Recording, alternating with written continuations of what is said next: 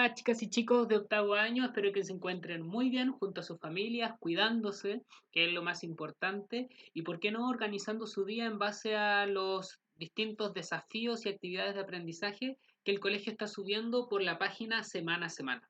Mientras tanto, vamos a continuar con nuestra unidad, que es la número uno que está aquí arriba, ya que nosotros la comenzamos en el video anterior con los inicios de la Edad Moderna, pero nos enfocamos en el Renacimiento y en el humanismo.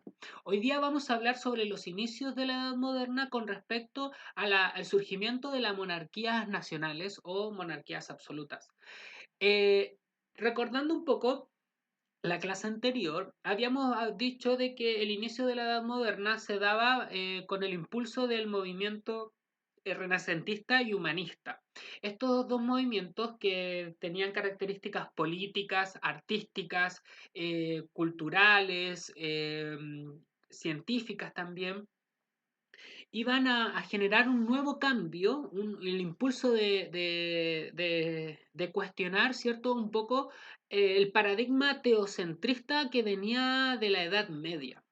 Recordemos que teocentrista significaba todo gira en torno a Dios, que era lo que privilegiaba y administraba en gran parte la Edad Media, que era la Iglesia Católica. Por lo tanto, se va a crear así un cuestionamiento a este paradigma religioso por parte de algunos impulsadores del humanismo, quien eran John Locke, ¿cierto? Con la división de los poderes que vimos la semana pasada, la clase pasada. Por lo tanto, va a converger en un punto de la Edad Moderna que el humanismo y el Renacimiento van a ir en contra de las monarquías absolutas que se van a originar a inicios de la Edad Moderna, pero con tintes y con algunos acontecimientos que venía arrastrando de la Edad Media. ¿Se entiende? Por lo tanto, avanzamos. El objetivo de esta clase es conocer el surgimiento y características de los estados modernos. El Estado moderno es una forma o una estructura política que nació al inicio de la Edad Moderna en Europa, en donde se consolidarían las monarquías, las grandes familias, ¿bien? Por lo tanto, durante esta clase vamos a conocer cómo las familias de las monarquías absolutas adquirieron este poder económico, este poder político, este poder de la administración de un Estado, ¿bien? Durante toda la presentación. Entonces, para lograr este objetivo nos hacemos la pregunta, ¿cómo surgen los estados modernos? Y esta pregunta la vamos a ir respondiendo en cada diapositiva porque nos va a acompañar durante toda la presentación.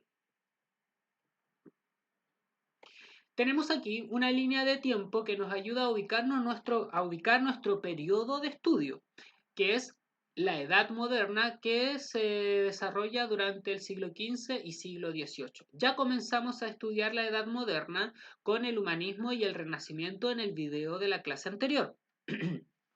Hoy día nos vamos a enfocar principalmente en esta imagen que refleja o representa los estados modernos o monarquías nacionales. Bien, aquí tenemos a un rey en una actitud, cierto, muy poderosa, una actitud desafiante, un tanto quizá egocéntrica, en donde también refleja todo su poder adquisitivo con mucha tela, grandes vestimentas, una peluca bien pomposa. Por lo tanto, estas imágenes van a buscar reflejar un poco el poder absoluto que estaba logrando las monarquías o estados modernos durante el desarrollo de la Edad Moderna. Entonces, primero, habíamos dicho que el surgimiento de los estados modernos no se iba a realizar por un solo acontecimiento, sino que se iban a dar varias instancias o acontecimientos que iban a propiciar el surgimiento de los estados modernos. Recordemos que estamos en el inicio de la Edad Moderna, por lo tanto hay muchos cambios, hay mucho desorden en tanto político, social, económico, administrativo, por lo tanto surgen ideas desde algunos pensadores mucho más avanzados, ¿cierto? Que tenían esta crítica hacia la iglesia. Por lo tanto, vamos a considerar eh, aspectos económicos, aspectos sociales y aspectos políticos y que van a llevar a cabo acontecimientos que van a permitir el surgimiento de los estados nacionales. Entonces, el primero de ellos va a ser uno que se arrastra desde la Edad Media, que ya lo hemos hablado un poco, que es la crisis del paradigma teocentrista. ¿Qué significa eso? La iglesia, a ver, recordemos que el teocentrismo era todo estaba enfocado y centrado en Dios. Era lo que predominaba durante la Edad Media, ya que la Iglesia Católica tenía el poder de la administración de algunos reinos, bien, tenía un gran poder político y económico. Por lo tanto, el Papa era una figura importante. Pero con la crisis que estaba teniendo de credibilidad la Iglesia a finales de la Edad Media, ya que no supieron responder a ciertos problemas económicos como de hambruna, bien, se estaba mezclando mucho el rol administrativo burocrático con las funciones de los sacerdotes, por lo tanto, estaba existiendo ahí un conflicto en la administración de la Iglesia y del Estado. Por lo tanto, esto va a ser ojo de crítica para muchos pensadores de la época y que más tarde van a hacer sus postulados para generar un cambio a la Iglesia Católica. Por lo tanto, el contexto de crisis institucional que estaba viviendo la Iglesia Católica va a generar una consecuencia relevante que va a impulsar los estados modernos, que va a ser la aparición de nuevas iglesias. Como ocurre esta crisis y la iglesia no estaba llevando bien las cosas, se van a aprovechar otras religiones, otros pensamientos que van a crear nuevas iglesias o nuevas religiones llamadas protestantes, bien, que son las religiones cristianas, y estas van a tener un rol importante en el surgimiento de los estados modernos. Por lo tanto, el desprestigio de la iglesia, nuevas religiones protestantes van a conformar un nuevo ambiente para generar ideas y continuar con los cambios de la edad, de los inicios de la edad moderna. Ubiqué los estados modernos en el centro de la imagen y en el inicio del siglo XV, es decir, en el inicio de la Edad Moderna, para que pudieran darse cuenta en qué espacio y tiempo estamos estudiando y nos estamos enfocando en esta clase en particular. Por lo tanto, ¿cómo surgen los estados modernos? Ya conocemos un antecedente que tiene que ver con la crisis de la Iglesia y el surgimiento de nuevas religiones protestantes. Bien, que las vamos a complementar con la siguiente imagen o secuencia histórica. Habíamos dicho, ¿cierto?, que otro de los aspectos del surgimiento de los estados modernos iban a ser político, económico, social. Ya vimos un poco el político que tiene que ver con la crisis de la iglesia. También vamos ahora a ver uno que tiene que ver con lo económico, político y social, que es el territorio. El territorio va a ser clave en el surgimiento de los estados modernos. ¿Por qué? Primero, para explicar este antecedente del territorio como un factor posible para el surgimiento de los estados modernos, tenemos que conocer un poco la historia de Europa hacia atrás. Bien, y nos vamos a ir más atrás de la Edad Media, nos vamos a ir a la Edad Antigua. Bien, en la época en donde estaban, si se observa la imagen, nosotros estamos aquí, nos vamos a ir a la edad antigua para comprender cómo llegamos a los estados modernos, pero bajo el concepto del territorio. ¿Bien? Entonces, siglo IV, división del Imperio Romano. Recordemos que el Imperio Romano ha sido una de las extensiones territoriales más grandes de la historia. ¿bien?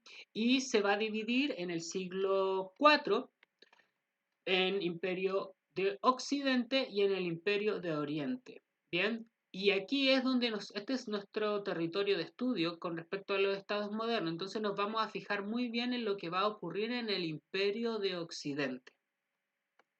En el siglo V, ¿bien? Va a haber invasiones al Imperio Romano de Occidente que va a desarticular por completo el Imperio Romano. Y religiones o bárbaros, en este caso eran bárbaros, van a conquistar, van a desarticular, desorganizar, hacer desaparecer el Imperio Romano de Occidente y van a instaurar sus propios reinos germánicos, con su propia lengua, con su propia religión, bien, con su propia cultura y se van a instalar creando sus propios reinos. Estos reinos germánicos, si se dan cuenta, que los más conocidos son los visigodos, ostrogodos, vándalos, como también los francos.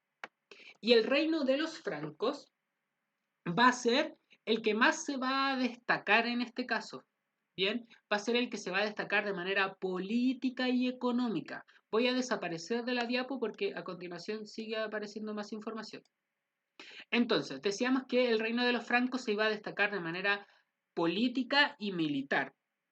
Bien, y va a formar el reino de los francos el imperio carolingio. El imperio carolingio durante los siglos 8 y 9 va a buscar el ideal de la cultura antigua, bien, va a tratar de que el imperio carolingio se va a querer expandir, como lo podemos ver, ¿cierto? Porque el reino de los francos contenía este territorio, pero luego se va a impulsar un imperio denominado carolingio por Carlomagno, ¿bien? Un imperio que va a buscar volver a la edad antigua, cuando hablábamos de la división del imperio romano de Occidente, es decir, se había sufrido la invasión de los reinos germánicos, entonces el reino carolingio, el imperio carolingio quería volver a unificar Occidente, ¿ok? Por lo tanto, más adelante, lamentablemente esta idea no se logra y con la desaparición del imperio carolingio se divide el territorio en tres zonas en el reino de los tres hijos de Carlomagno por el Tratado de Verdún en el 843. Fíjense, entonces el Tratado de Verdún, que era un tratado de tipo de partición y ayuda mutua o recíproca, bien, se va a fragmentar este imperio carolingio en tres territorios, que son para los tres hijos de Carlomagno. ¿Qué va a ocurrir aquí? Que al fragmentarse el territorio, se fragmenta inmediatamente el poder, ¿bien? Y que va a ser un acontecimiento que va a propiciar la unión de algunas familias que se van a unir para más adelante convertirse en los futuros reyes. Recuerden que las monarquías vienen de las familias y estas familias se van a ir organizando y adquiriendo poder económico a través del territorio. Entonces, una vez más, surge la idea de unificar Europa de Occidente y el Sacro Imperio Romano Germánico desde el siglo X busca reunificar a Europa de Occidente, pero lamentablemente tampoco lo logra. No lo logra y va a ser la caída del del Sacro Imperio Romano Germánico lo que va a determinar, ¿cierto?, que más el territorio, como lo podemos ver aquí abajo, eh, se va a ver bien, se va a ver fragmentado, se va a ver deteriorado por el cambio constante de las fronteras. Entonces, ¿por qué se puso esta secuencia histórica? Primero, para que entendamos que durante la historia de Europa los cambios fronterizos fueron constantes, hubo varios indicios de querer volver al Imperio Romano de la Edad Antigua, ¿ok? Varios emperadores quisieron expandir su territorio. Por lo tanto, el territorio, la tierra, tiene un valor súper importante en la conformación de los estados modernos. Como lo fue en todas las imágenes que vimos aquí, también lo va a ser en el estado moderno. Bien, entonces las fronteras es un factor. Establecer ciertas fronteras del territorio que voy a gobernar. ¿Y quiénes van a gobernar estos territorios? Van a ser las familias, ¿bien? Que producto de estas constantes divisiones se van a unir y van a conformar más adelante las futuras monarquías.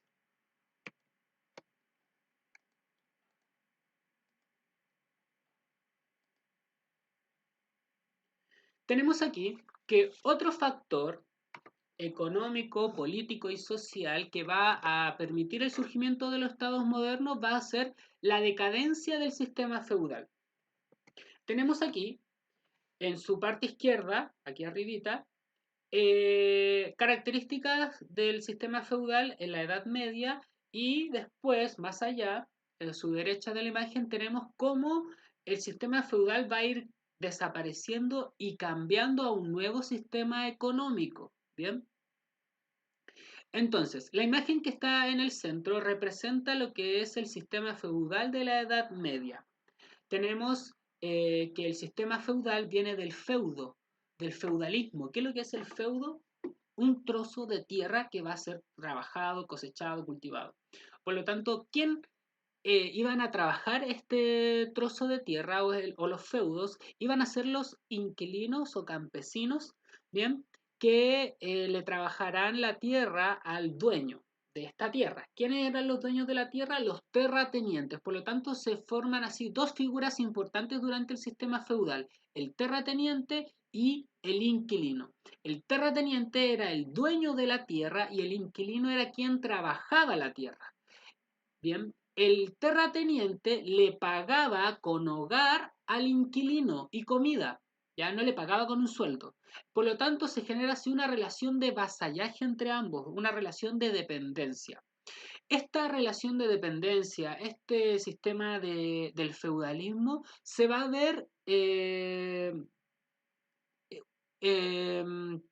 un tanto cuestionado o va a ir perdiéndose a medida que vamos avanzando a la edad moderna. Recordemos que la edad moderna con el Renacimiento y sobre todo con el humanismo se va a destacar fuertemente la invención de nuevos aparatos industriales. En la edad moderna hay una incipiente edad industrial y esta incipiente industria, no edad, sino que incipiente industrialización, se va a ver reflejado en el perfeccionamiento del método agrícola como lo podemos ver en la edad moderna. Bien, hay un incipiente perfeccionamiento en donde el método agrícola se va a cambiar y va a generar que la mano de obra humana se cambie por algunas máquinas y estas personas van a dejar de trabajar en los feudos. Por lo tanto, el sistema feudal comienza así a dejar de ser un sistema económico que perdure durante la Edad Moderna. Por lo tanto, otro elemento que genera la decadencia del sistema feudal va a ser el desarrollo de las ciudades. Bien, recordemos que los feudos era el trabajo de la tierra, que se vivía principalmente en el campo, en las grandes extensiones de tierra que tenían los grandes latifundistas o hacendados. Por lo tanto, el desarrollo de las ciudades, un foco urbano, va a cobrar importancia. Bien, porque se crea un nuevo ciclo de las luces, la ciudad cobra interés tanto cultural, arquitectónico, científico, industrial. Por lo tanto, se cambia el foco a la creación al crecimiento de las ciudades y va a surgir de las ciudades una figura clave en el surgimiento de los estados modernos que van a ser los burgueses. Bien, burgueses viene de la palabra burgos, que corresponde a la Edad Media, en donde se juntaba en la ciudad, ¿cierto? Un grupo de personas encargadas de trabajar el dinero, de lucrar, ¿bien? Con las actividades. Por lo tanto, los burgos o los burgueses estaban muy relacionados al dinero y a hacer más dinero.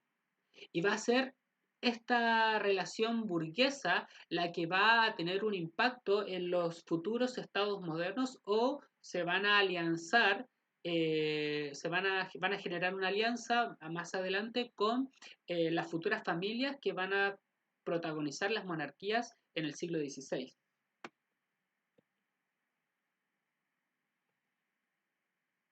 Entonces, para explicar ahora otro factor que va a generar el surgimiento de los estados modernos, es importante que expliquemos la estructura social. Bien, antes de la caída del Sacro Imperio Romano, teníamos esta estructura social. Como siempre, los campesinos sosteniendo con la fuerza de trabajo la estructura piramidal y sobre ellos estaban los señores o señores menores, como podemos decirle, ¿cierto? Que eran los dueños de las grandes tierras o de las tierras que trabajaban los campesinos. Y más arriba estaban los obispos y abades, que son los encargados de algunos monasterios, en cierto punto en general era el clero y por otro lado tenemos la nobleza, una nobleza que nadie conoce, que no sabemos quiénes son, cierto, que están en lo más arriba, imagínense. Por lo tanto, por último, eh, dentro de la pirámide viene el rey. Bien, el rey que para los campesinos lo conocían, sabían que existía, pero con quién no iban a tener contacto los campesinos, tenemos aquí la base, va a ser con el emperador. Los campesinos no tienen idea que quién es el emperador, no tienen un contacto directo con el emperador, no así con los señores menores o señores feudales. Bien, los campesinos tienen una directa relación con los señores feudales, van a ser su autoridad directa, su jefe directo. Por lo tanto, el emperador no es muy conocido para los campesinos, no tiene tanto reconocimiento por parte de la clase campesina. Entonces, de este modo, se genera un acontecimiento o dinámica bastante interesante que propicia el surgimiento de los estados modernos. ¿Por qué? En la teoría se supone que el emperador, aquí arriba, es quien tiene el poder de todo, ¿cierto? En teoría. Pero en la práctica, quienes realmente tenían el poder iban a ser los señores feudales. Los señores feudales tenían bastantes facultades, manejaban bastantes recursos, tenían que tomar muchas decisiones de manera inmediata, diaria. Por lo tanto, en la práctica el poder estaba reflejado en los señores feudales. Por lo tanto, se crea así un poder local en donde los campesinos tienen directa relación. Bien, y este poder local va a ser el que más adelante va a contener y va a sumar bastante poder, más poder aún con territorios, ejércitos, producto de los burgueses. Y es ahí cuando se genera una alianza entre burgueses y señores feudales. Una alianza muy estratégica y una alianza muy potente para promover o que surjan los futuros estados modernos. Recordemos que los señores feudales eran familias dueñas de unas tierras. En la época de la Edad Media se llamaba a algunas personas y se enviaban a ejércitos para ir en la lucha santa. Las cruzadas eran ejércitos que luchaban por territorios que eran santos contra otras religiones. ¿Bien? Entonces iban a haber momentos en que algunos señores feudales iban a ir a estas cruzadas, pero no iban a volver. Y al no volver, el territorio iba a quedar sin dueño. Muchos señores feudales más astutos y muy ambiciosos se van a apropiar de estos territorios y van a empezar a concentrar mucho poder, porque recuerden que el territorio simbolizaba economía y economía simbolizaba poder.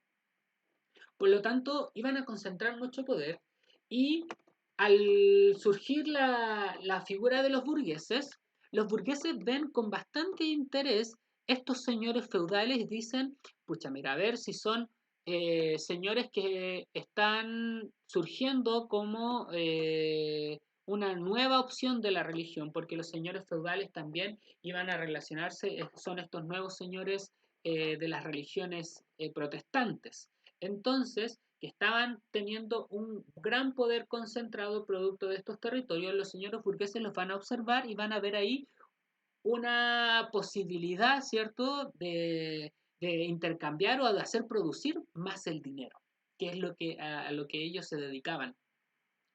Por lo tanto, se genera así una relación estrecha y estratégica entre señores feudales y burgueses. Y así, estos señores feudales le van a solicitar un dinero a los burgueses para comprar ejércitos y estos ejércitos poder expandirlos por el territorio para conquistar y así sumar aún más territorios. Y así se genera el capital de estas familias que más adelante van a convertirse en las futuras monarquías. ¿Ok? Entonces, anteriormente teníamos una pirámide que hablaba desde cómo se generan las dinámicas y los cambios en los estamentos sociales producto de los diferentes acontecimientos que estaban propiciando estos cambios. Se va a quedar de esta forma la estructura estamental o la sociedad estamental de la Edad Moderna. Bien, tenemos que en la base están los campesinos, los trabajadores y la burguesía. Bien, y en la pirámide, en la parte de arriba, estaban los privilegiados.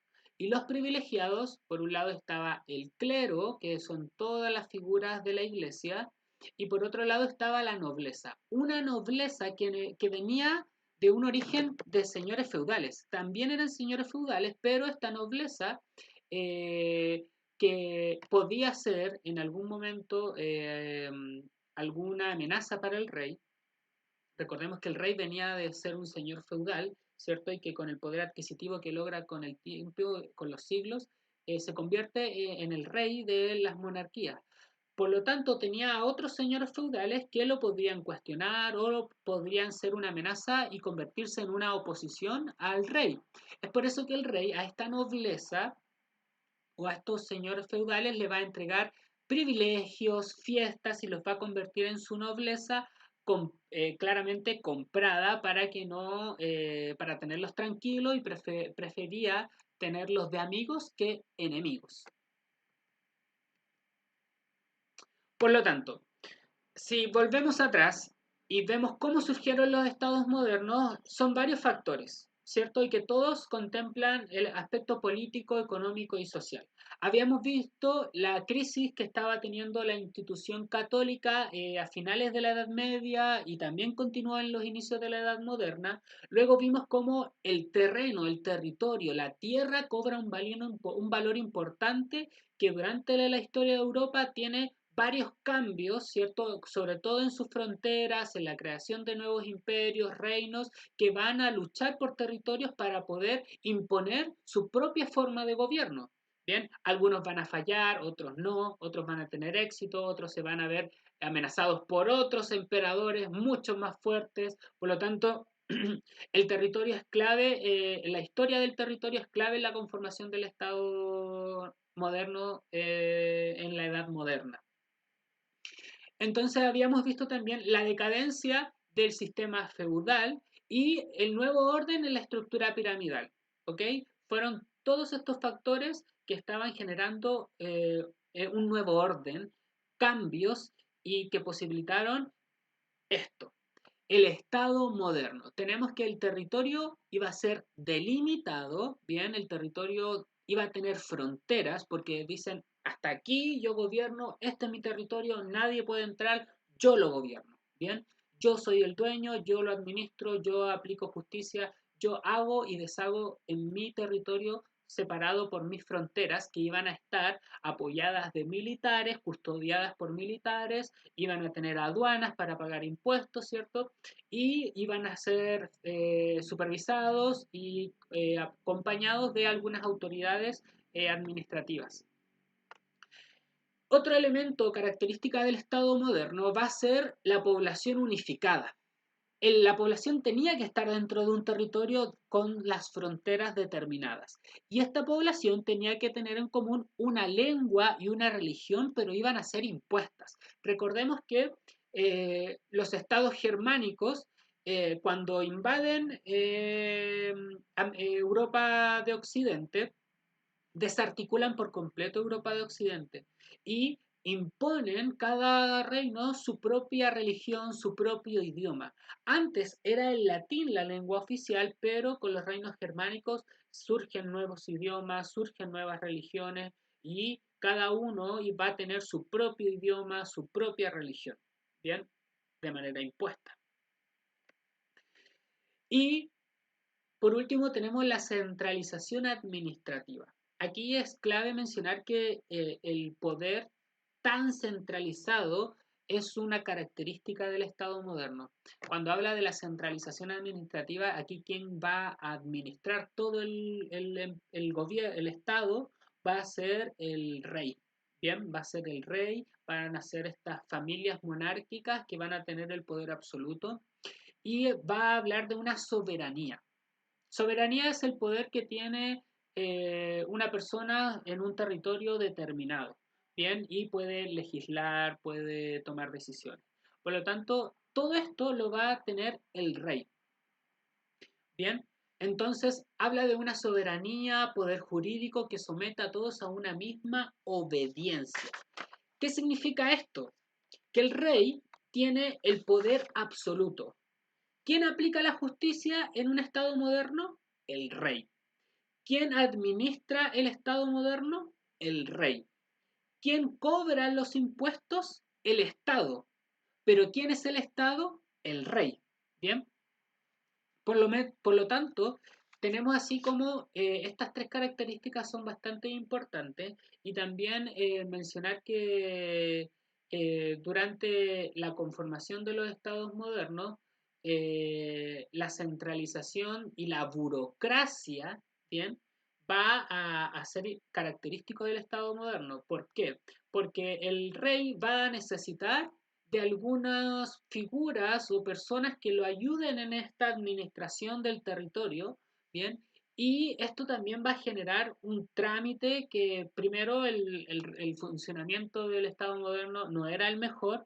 Imagínense que para nosotros hoy día la burocracia es bastante y es una debilidad del funcionamiento de nuestro país. Imagínense que en este caso, los estados modernos tenían a un solo rey y él asignaba algunas funciones y tareas a algunos de sus señores feudales a los cuales le debían responder con lealtad. Por lo tanto, la burocracia también va a ser característico y no va a funcionar de la mejor forma o tan rápido como se esperaba que funcionara un estado moderno.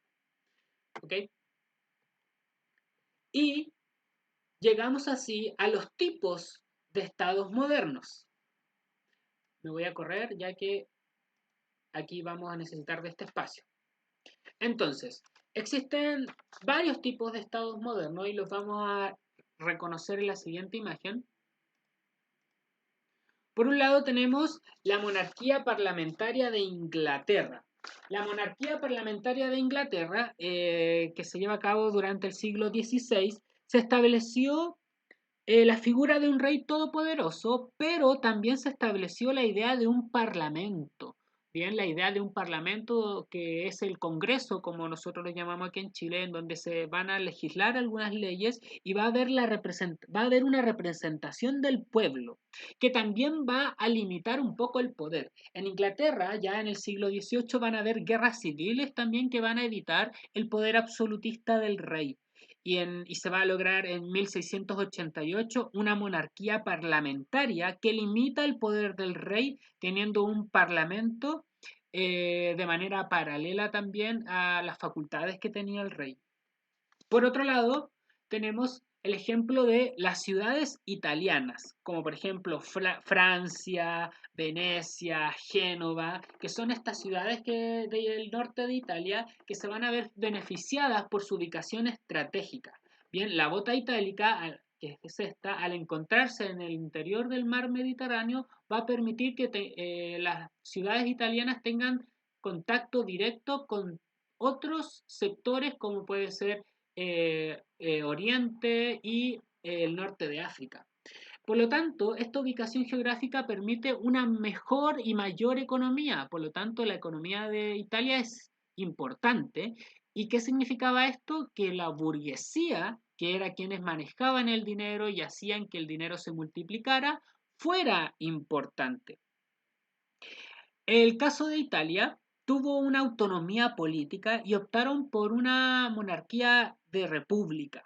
Fueron un paso más allá de la monarquía parlamentaria de Inglaterra y en Italia el poder se va a dividir. Aquí el poder se va a dividir y va a generar que el poder esté dividido en tres funciones: el ejecutivo, el legislativo y el judicial. Bien, que postula John Locke, Montesquieu en el Renacimiento y el humanismo de la clase anterior. Por lo tanto, en Italia la monarquía se da de esta forma. Va a ser otro ejemplo completamente drástico y muy distinto a los que acabamos de mencionar, que son las monarquías absolutas de Francia y España.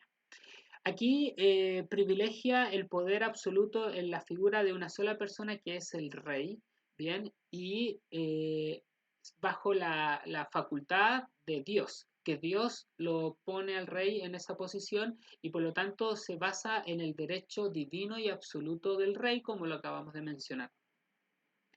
En el caso de las monarquías absolutas, vamos a destacar la figura de, que ya lo dijimos anteriormente, de Luis XIV, rey de Francia, quien dice: el Estado soy yo. Bien, entonces eso significaba que había una concentración completa, incuestionable del poder. Bien, chicas y chicos, hemos terminado de esta forma. Era mucho contenido, ya que tenemos que comprimir un poco los contenidos de 4 clases en un solo video que les va a ayudar para trabajar 2 semanas. Así que espero que les sirva, que lo vean una y mil veces para poder responder los desafíos y actividades de aprendizaje. ¿Ok? Anoten algunos mapas conceptuales, anoten algunos apuntes en su cuaderno que les van a servir para que también tengan registro de la materia más importante, que son lo que estamos viendo en estos videos. Bien, espero que estén muy conscientes de que cuidarse es lo clave para poder salir adelante de esta situación, y voy a estar muy atento a sus preguntas, respuestas, dudas, consultas, aquí en mi correo fperez@colegiolospensamientos.com, y no olvidarse que todas las semanas se están sufriendo desafíos y actividades de aprendizaje en la página del colegio www.pensamientos.cl. Nos vemos y un fuerte abrazo. Chao.